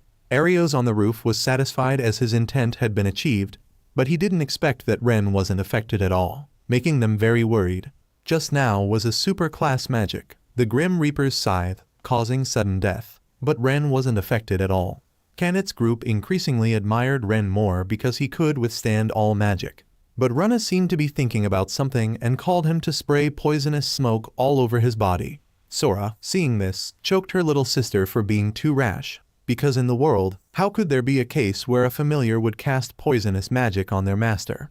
Indeed, Rana had always wondered when Ren formed a contract with the sisters, only receiving one skill, wasn't it too unfair? So after earlier, she had guessed that it was the skill of nullifying abnormal states thanks to the contract with them. That's why the poison earlier also had no effect. Finally, she had satisfied her curiosity and also learned about Ren's new skill. Sora was extremely upset that Rana dared to experiment on Ren without telling her. The two sisters' noise made little Nina scared and trembling. Iga up here was currently very disappointed and couldn't believe he had failed. Indeed, as Ario said, Ren would steal everything from his hands, making the hatred in him increase the power of that ring. That magic began to spread throughout Iga's body and had a very unpleasant smell. That purple thing had swallowed Iga and revived the demon race once more. That was also what had destroyed Ren's childhood. The demon who had just been revived again was quite interested, but because there were too few people here, he had flown into the city to harm the citizens. Ren felt it wasn't good, fearing that the townspeople would be harmed, but when he turned back, he saw his real teammates waiting for him. Understanding each other, Ren began to plan. He asked Stella to take care of the citizens and Nina. But at this time, Nina grabbed Ren's sleeve and indicated that she also wanted to help. Ren knew Nina hated fighting, so he comforted her, saying she just needed to wait obediently for them. Ren's group ran to the town to stop the demon's behavior. Hearing Ren say he would defeat him, the demon laughed loudly and was very interested in Ren. When he exposed a weakness, Kanet and Tania directly attacked him. Ren used the binding rope to distract him for the little squirrel to set up magic to deal with him beautifully. But in reality, their attacks seemed useless, because seeing 5 against 1, with Ren having 4 of the strongest clans, the demon asked permission to call more brothers to welcome them. He had summoned many monsters that he considered his cute servants. But to Kanet's group, they were just small fry. But they didn't expect the demon to be able to summon these monsters infinitely like that. Kanet fiercely rushed forward to continue fighting, but was hit by the demon's attack and thrown to the ground. Tania, angry, released the dragon's breath to fight him. Meanwhile, Sora and Rana would treat Kanet, but Tania's dragon breath seemed unable to withstand the demon's power, so she fainted there. He began to unleash moves that destroyed all the houses in the city. Ren's group successively performed magic to attack him again. Ren began to enhance multiple targets on Kanet and Tania. Both began to frantically rush in to attack him, but their punches didn't affect him at all. Moreover, the demon summoned more monsters to surround Ren's group. The demon left his underlings behind and flew up into the sky, intending to destroy the horizon. Tania urgently exhaled the dragon's fire so she could stop it for a while. At this time, Ren had a flashing thought he wanted to try, but if so, then the citizens in the city would be in danger. So Sora's group volunteered to support him by bringing the citizens to a safe area using teleportation magic. During that time, Ren's group would destroy the demon. They told him not to worry about their identities being exposed, because their identities were already known to all those who were rescued in the mansion.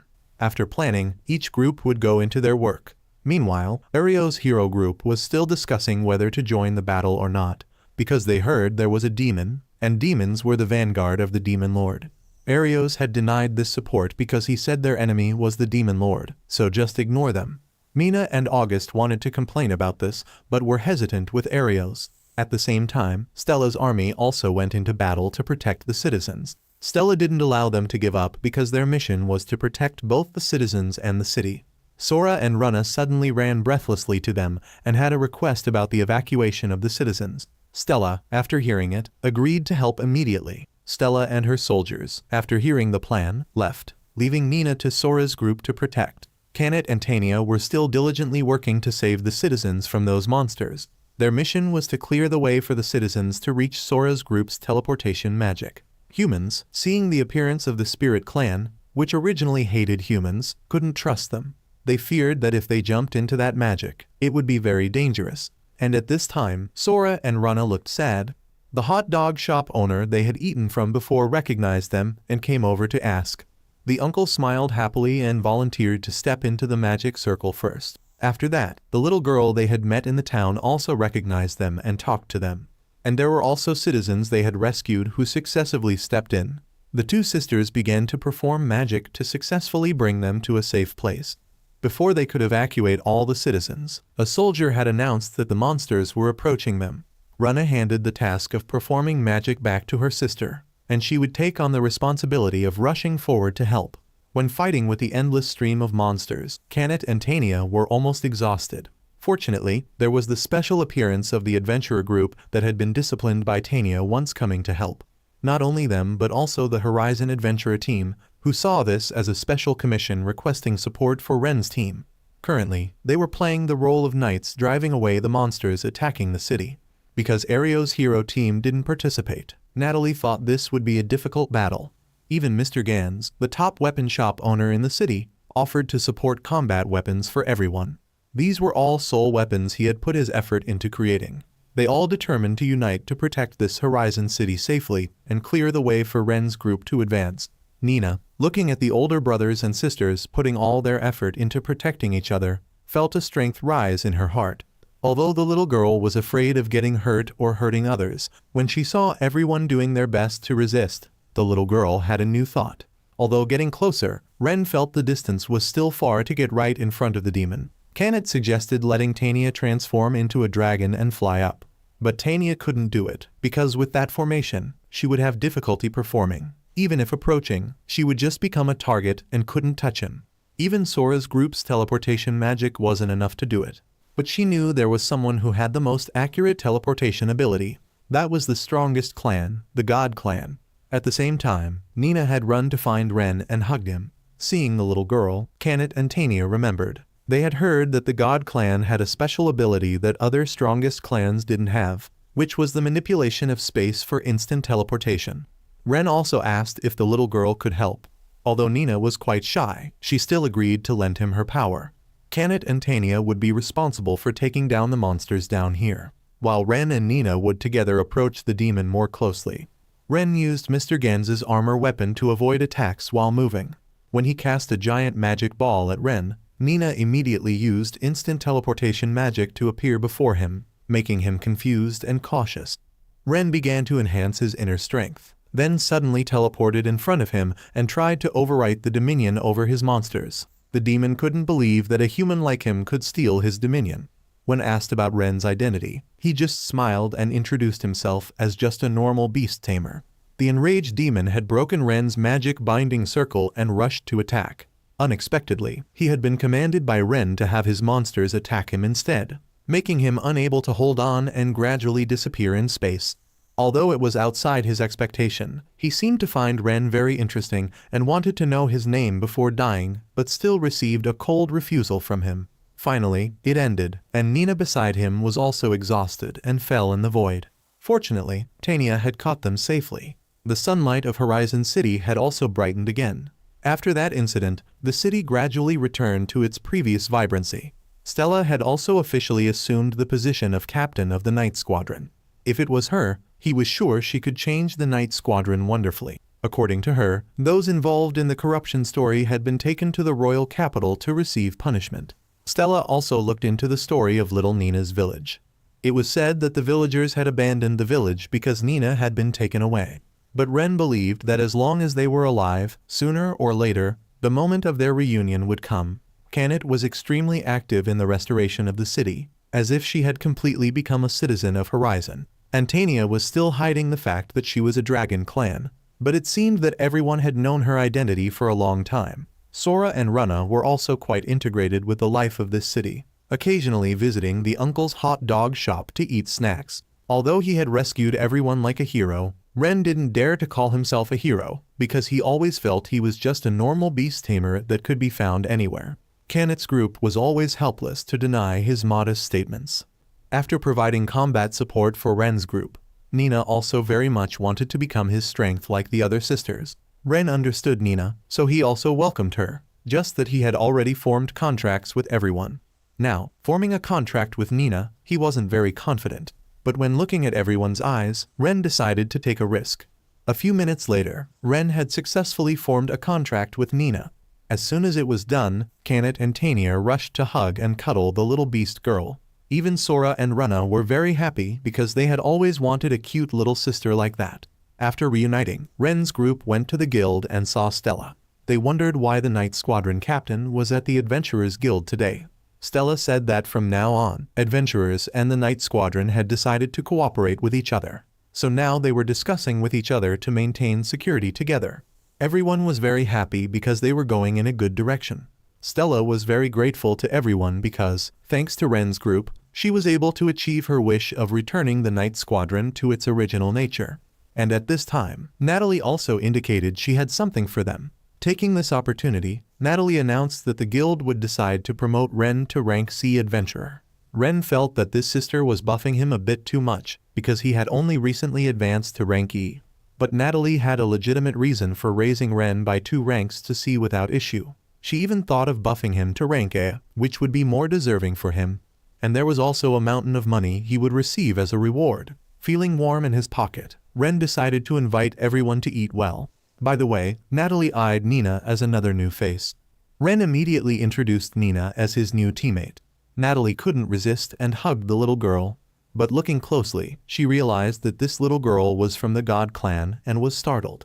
She whispered to Ren, asking if Nina would be angry because she had accidentally treated her like a child. When receiving the answer from Nina that she wouldn't be, Natalie hugged the little girl one more time. And after that, the sisterhood also wanted to cuddle Nina together with her. After that, Ren began to discuss the team. Because the group now had too many members, making their current rented room too cramped. Hearing this, Natalie suggested that Ren could buy a house and introduced that the guild also recommended houses and even had financial subsidies, especially for adventurers with real strength who wanted to stay in the city. Her enticing eyes made Tania sense her determination not to let them leave the city.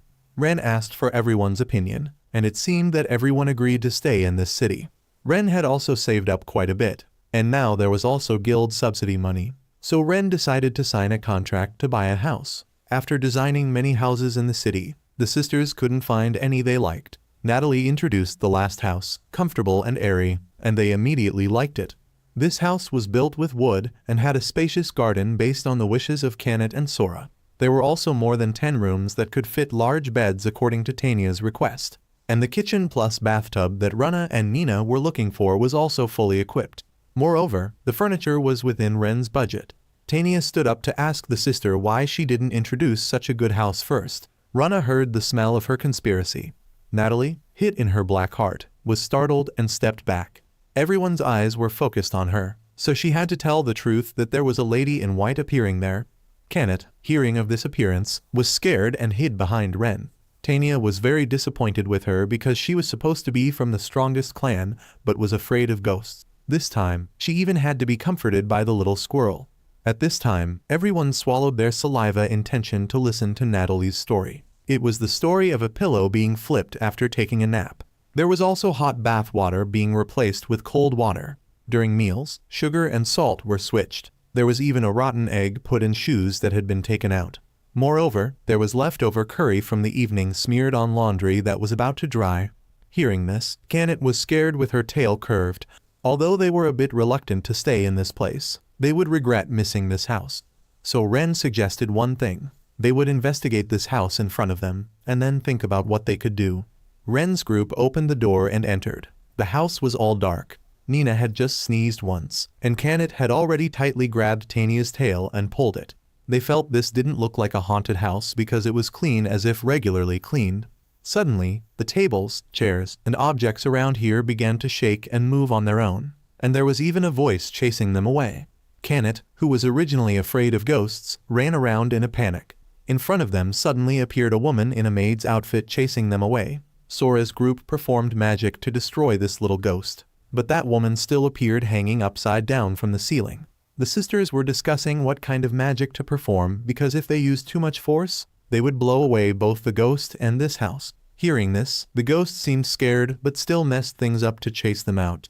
Tanya realized that the ghost didn't seem to know how to attack. They pointed out the ghost's weakness, which made her very upset. But noticing a character who seemed quite afraid of her, the ghost stuck her head up from under the floor to scare Kanet, making her run around everywhere. Because the ghost had inadvertently stimulated Kanet's fear, she had extended her claws to attack, scratching the ghost's clothes, making it extremely confused. Tanya also realized the vulnerability that could damage the soul's body with a physical body. Because Kanet's fear had reached its peak, now the one who was afraid was that ghost. Kanet went crazy and began to bite the dress and break things. Moreover, she suddenly appeared, scaring the ghost back. Taking this opportunity, Sora and Rana had performed a sealing magic so that the ghost could no longer escape. Kanet fluffed up her fur, about to rush forward, but was grabbed by the neck by Tanya in the air like a cat going crazy. Now Ren began to negotiate with that ghost. The ghost thought to take a risk and rush in to borrow Ren's body but failed. He had sealed the ghost's teleportation because when he was little, he had heard a neighboring uncle tell about ghosts and soul tamers, but he didn't tell her how he could control a ghost like her. Because Ren saw that the ghost in front of him still had a clearer personality than normal ghosts, he thought she would be more likely to listen to him. The ghost was about to react but was already pinned to the floor by Ren, struggling like a stranded fish. Knowing she had lost, she gave him the freedom to do whatever he wanted. Unexpectedly, Ren wanted to shake hands with her, making her laugh because he was a strange human. She introduced herself as Tina, who used to work as a maid in another town but had logged out 30 years ago and then drifted here because she was a soul that hadn't been freed. Tanya wondered why she became a ghost. Then Tina had told that her former master was a perverted evil man who was crazy about girls and liked to torture. She was also his victim. By the time she realized it, she opened her eyes and was already a ghost. Because she had lost to Ren's group, she accepted to leave. Ren asked Kanet what she thought, and she said although she was scared, if she stayed with everyone, she would probably get along fine. So Ren asked for permission from Sister Tina to let them live here. Tina was quite shocked because she had intended to leave, but for Ren, it was because of her presence that they could buy this house at a cheap price, so he suggested she stay together. Kanet just asked that Tina not fly through walls and scare them. Sora and Rana's group seeing that she used to be a maid, thought she would be very good at cooking, so they also wanted her to teach them how to cook. Everyone welcomed Tina warmly, so she also agreed to stay. After that, Ren successfully signed the house purchase contract. Sister Natalie felt very surprised by him because Ren could even make friends with a ghost, showing his level. At the market, the uncle selling fruit was selling when he encountered Ario's hero group. He suggested the uncle choose food for them for a week, but didn't bring money and pulled out his hero status to eat for free. The owner immediately refused because he didn't have enough goods to spare for them. When they kept mentioning their identity as a hero team, the owner was visibly annoyed and scolded them for not helping Horizon at all and still putting on airs. Along with that, the remaining merchants also refused to provide food for them. The surrounding citizens also began to mock and criticize them, making Arios furious and leave. Hearing them mention Ren made the hatred in Arios grow bigger and bigger. On this side, Ren had just returned from the market with Canet. Suddenly, Canet ran in front of him and opened her mouth to welcome him back, surprising him. That evening, they had a housewarming party together. These were all foods that Tina had taught Runa to make. Runa was very confident that from now on, she would be in charge of cooking, not her sister. There was so much food that little Nina didn't know where to start eating, and Canet and Tania were losing control, rushing in to find their favorite dish, meat, to gobble up. At this time, little Nina received a lot of love and warmth. The little girl then expressed her gratitude to Ren for making her no longer alone. Nina's words once again made Ren remember the past. The day he lost everything, there was a big void in his heart. But now it wasn't like that, because they were teammates of each other. Tina, seeing this, greatly admired them. Although the adventure with Ario's group couldn't fill the void in his heart, only when he became an adventurer to live a free life and met everyone did he feel warmer than ever. In a moment of emotion, he inadvertently shed tears, but he brushed it off, saying it was just because he was hungry. After that, everyone together began the housewarming meal for the new house.